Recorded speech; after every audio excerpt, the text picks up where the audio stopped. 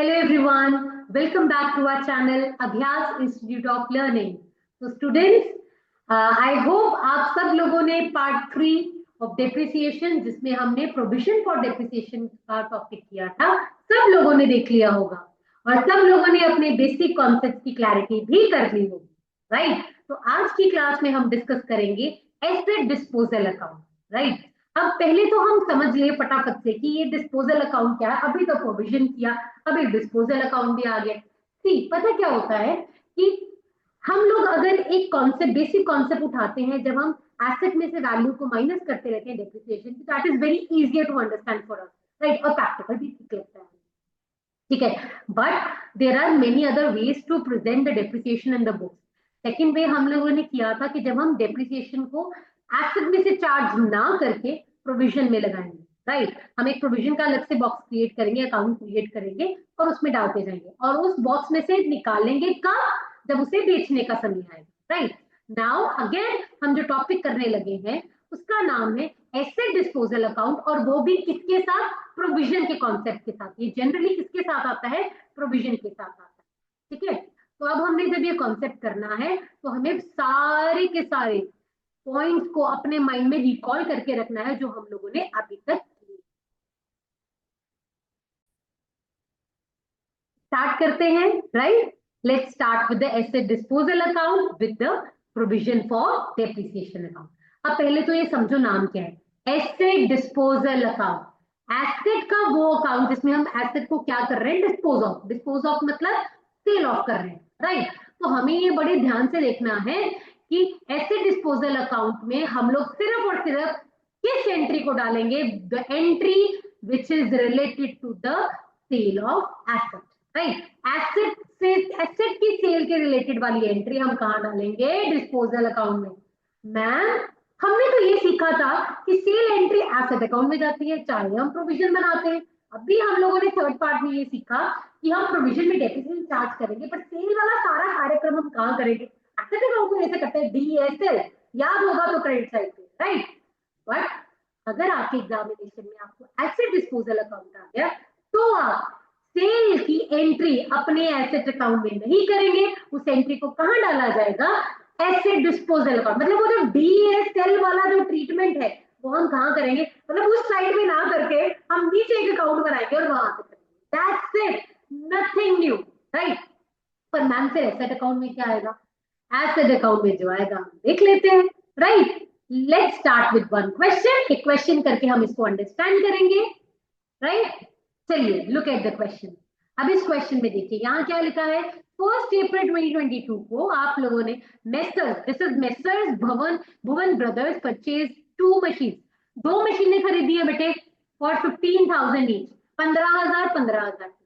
They sold 1 machine for rupees 12,500, 12,500 में उन्होंने एक मशीन को, 1 मशीन को, मतलब दोनों को नहीं बेचा। किस तारीख को? 1 अप्रैल तारीख को बेचा है, नेक्स्ट ईयर बेचा है। डेप्रिसिएशन का रेट 10% पर एनम। एसएलएम मेरे पास है और अकाउंट्स कब क्लोज हो रहे हैं? 31 मार्च एवरी ईयर को, राइट? तो ये है मेरे पास सिनारियो। क्वेश्चन में क्या कहा गया है? मशीनरी अकाउंट बनाइए, प्रोविजन फॉर डेप्रिसिएशन अकाउंट बनाइए। मैंने यहाँ मेंशन नहीं किया बट मैं बोल रही हूँ। And third is machinery disposal account. दोबारा बोल रही हूँ, बस सेल वाली एंट्री को बाहर ना करके हमने उसको कहाँ शो करना है? डिस्पोजल अकाउंट में। That's it, right? So let's start with the question. तो मैथ्स बने हुए हैं, तो पहले हम लोग क्या करेंगे? अपनी जो हम लोगों ने मशीनरी खरीदी है अब उसकी एंट्री कर देते हैं। 1 अप्रैल 2022 को मैंने 2 मशीन खरीदी है, तो एक साथ लिखे, अलग अलग लिखे, कैसे लिखे बेटे? Purely your call. अगर ज्यादा मशीन है तो क्लब करके वैल्यू लिखो।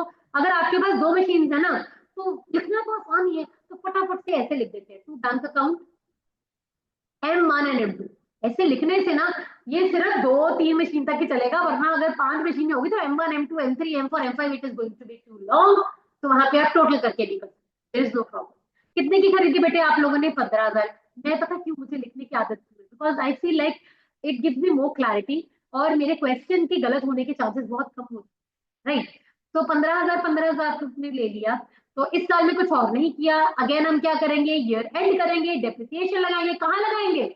हम अपने प्रोविजन अकाउंट में लगाएंगे। अरे यहाँ पे हम लोग इन्फॉर्मेशन लिख लेते हैं, date, particulars, rupees, date, particulars and rupees. तो हम लोग यहाँ पे ईयर एंड में 31 मार्च 2023 को यहाँ पे क्या लगाएंगे, डेप्रिसिएशन। किस पे लगाएंगे, M1 and M2, right. Rate of depreciation 10%, पहली तारीख को खरीदा है, पूरे साल का है, मंथ्स लगे होंगे तो मंथ्स के हिसाब से करेंगे 1500, एंड हमारे पास आ गया वैल्यू की 1500। डन।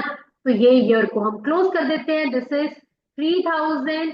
यहाँ पे 31 मार्च 2023 को I be doing it carry down to balance, carry down M1 का, M2 का, ऐसे करना आसान हो जाएगा। 1500 1500 3000, और इसे हम कर देंगे 1/4/24 को बाय बैलेंस ब्रॉट डाउन, ताकि मेरे सामने पिक्चर क्लियर है कि M1 पे अब तक कितनी लग चुकी है और M2 पे कितनी लग चुकी है।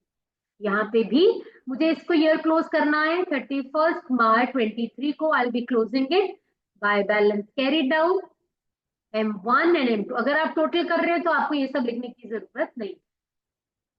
15,000 15,000, that comes out to be 30,000, और ये भी आ गया मेरा 30,000। यहां तक क्लियर है ना। तो अब पहले तो कैरी डाउन को हम लोग फटाफट से कर लेते हैं, 1/4/23 को brought down, to balance brought down कर लेंगे हम लोग, M1 को, M2 को, दैट इज 15,000 15,000। रुक जाइए यहाँ पे, क्योंकि हमने 1 अप्रैल 23 को सेल किया है, सेल का समय आ गया है। अब मैम फटाफट से बता दीजिए, ये तो पता है कि DSL वहां पे कर, यहाँ एसेट में ना करके डिस्पोजल अकाउंट में करना है, पर फिर मशीनरी में क्या करना है।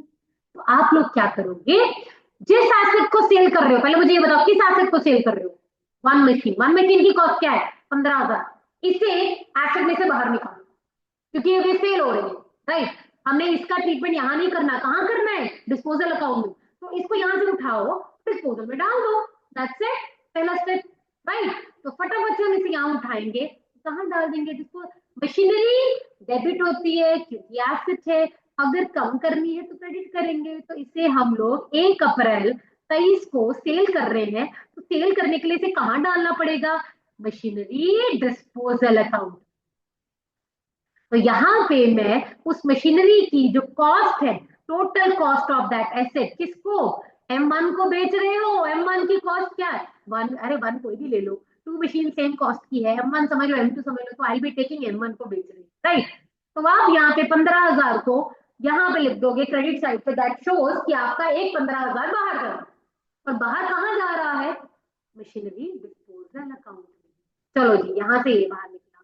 दूसरी बात, मैम चलो इसको हम, इसलिए इसको भूलना मत, इसको डिस्पोजल अकाउंट में डालना है, अभी मैं दिखाऊंगी आपको, राइट। मैम अब प्रोविजन का क्या करना है, प्रोविजन में तो पहले चेक करो किस दिन को बेच रहे हो, मैम 1 अप्रैल को बेच रहे हो, उस दिन की कॉस्ट देखिए मैम, उस दिन की डेप्रिसिएशन मेरे पास तब तक तो है ही, बीच में मंथ्स की बात तो है ही। तो मैम हम लोग क्या करेंगे, अब जितनी उस एसेट के ऊपर अब तक डेप्रिसिएशन लग चुकी है उसको भी बाहर निकालेंगे प्रोविजन से। पिछले केस में जब कल की क्लास में थर्ड पार्ट में हमने किया था कि प्रोविजन में से वैल्यू निकालते थे उस एसेट से रिलेटेड डेप्रिसिएशन की, और कहाँ डालते थे, मशीनरी अकाउंट डालते थे, कहीं डालते थे, मशीनरी अकाउंट में डालते थे। पर अब हम यहाँ क्या बना रहे हैं, एसेट डिस्पोजल अकाउंट, तो हम मशीनरी अकाउंट में तो नहीं डालेंगे, फिर कहाँ डालेंगे, एसेट डिस्पोजल अकाउंट, राइट। तो इसको भी हम, ये क्रेडिट बैलेंस होता है ऑब्वियसली, जब हम इसे कम करना है तो क्या करेंगे, डेबिट। ये सब लॉजिकल चीजें हैं बच्चे, everything is logical, accountancy is too interesting to understand अगर आप उसको तरीके से समझ लो, राइट। सेम डेट, सॉरी मैं गलत लिखने लगी थी। अगेन मैं आपको कह रही हूँ, ये बहुत हम लोग सारे क्वेश्चंस को फिर भी कॉन्सेप्ट्स को क्लियर करने की कोशिश कर रहे हैं, but you want me to give you more details on every each concept, every point, do let me know in the comment box, right.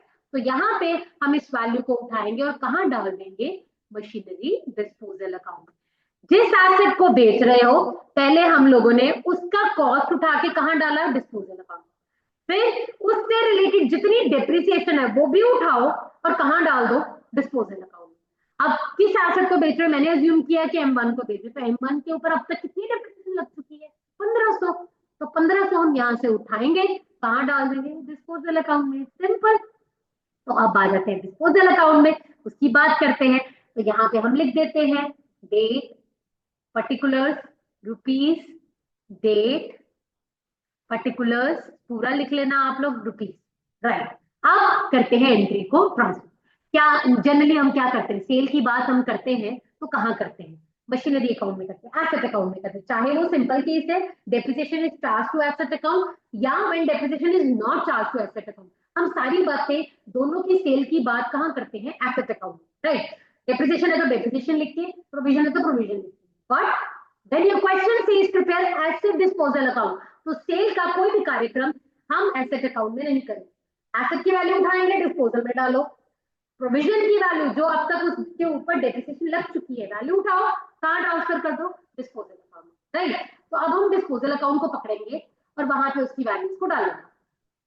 पहले हमने ये एसेट की वैल्यू डाली, राइट। एंट्री क्या बनी हमारी, machinery disposal account debited to हमारा machinery account. तो हम यहाँ पे इसको 1 अप्रैल 23 को टू मशीनरी अकाउंट। अगर किसी बच्चे का लेजर क्लियर नहीं है उसको दिक्कत आ सकती है, पर अगर आपको दिक्कत नहीं चाहते हो तो इसका थोड़ा एक मैजिकल चीज भी बता सकते हैं। अगर मशीनरी के अकाउंट में डिस्पोजल वर्ड इस क्रेडिट साइड पे आया है तो डिस्पोजल अकाउंट में मशीनरी डेबिट साइड पे आएगी, रिवर्सल साइड पोस्टिंग। ये कोई जादू नहीं है, इसे लेजर पोस्टिंग होगी, राइट। तो उसको आपको पता होना चाहिए। देन उसके बाद यहाँ पे हमने करा provision for depreciation account to disposal, तो ऑब्वियसली एंट्री किस तरफ आएगी, इस तरफ देखा जाए, जरा आप नोटिस करना जरा।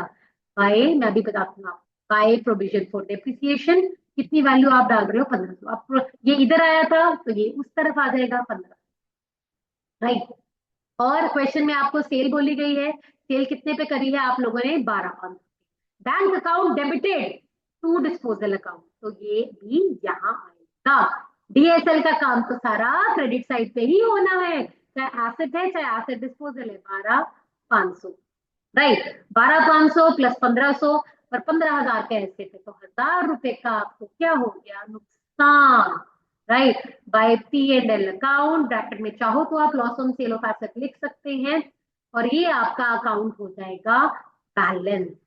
गौर फरमाइए जरा, सामनी साइड आपके एसेट की कॉस्ट है और उसकी बाइफिकेशन उसकी सामनी साइड पे है। 15,000 में से 1,500 लग गई डेप्रिसिएशन, 12,500 का बिक गया और 1,000 का क्या हो गया, नुकसान, right. This is very easier, ये बहुत आसान है समझने के लिए, राइट। एक बार दोबारा देख लीजिए, मशीनरी में नॉर्मली डाला, जब हमें सेल की बारी आई तो मशीनरी में से हमने उसकी कॉस्ट को बाहर निकाला, डिस्पोजल में डाल दिया। प्रोविजन भी हर साल नॉर्मली लगानी है, जब उसकी सेल की बारी आएगी तो जितनी डेप्रिसिएशन उस सेल ऑफ एसेट पे लग चुकी है उसको हमने उसमें से निकालना है प्रोविजन में से, और कहाँ ट्रांसफर कर देना है, मशीनरी डिस्पोजल, मशीनरी में नहीं, क्योंकि हम डिस्पोजल अकाउंट में। फिर जब डिस्पोजल बनाओगे तो सामने उसकी कॉस्ट आएगी, कॉस्ट के सामने उसकी बाइफिकेशन, उसके प्रोविजन, उसका बैंक और उसका पीएनएल। जो अगर लॉस है तो इधर, गेन है तो ऑब्वियसली इधर आएगा डेबिट साइड, राइट। एक बार फटाफट से इसको देख लीजिए, ठीक है, so that it gives you more clarity. So I hope आप सब लोगों को अब ये चैप्टर अच्छे से क्लियर हो गया हो, जितने भी आपके पॉइंट्स हैं वो मैंने कवर अप कराए हो। अगर आपको कोई और पॉइंट में क्लैरिटी चाहिए तो do let me know in the comment box, so that मैं उस टॉपिक को भी, उस पॉइंट को भी क्लियर अप करा सकूं। So till then wait for the next chapters, हम उनको भी वन शॉट में जितने भी इंपॉर्टेंट पॉइंट्स हो, जितने भी कॉन्सेप्ट्स हो, I will be trying to cover, so that आपके फाइनल एग्जाम से पहले हम अच्छे तरीके से अपनी अकाउंटेंसी का बेस भी क्लियर कर ले और सारे इंपॉर्टेंट कॉन्सेप्ट भी क्लियर कर ले। Till then, like, subscribe and share this channel with everyone so that they can get the benefit from the same. So thank you so much. God bless you all.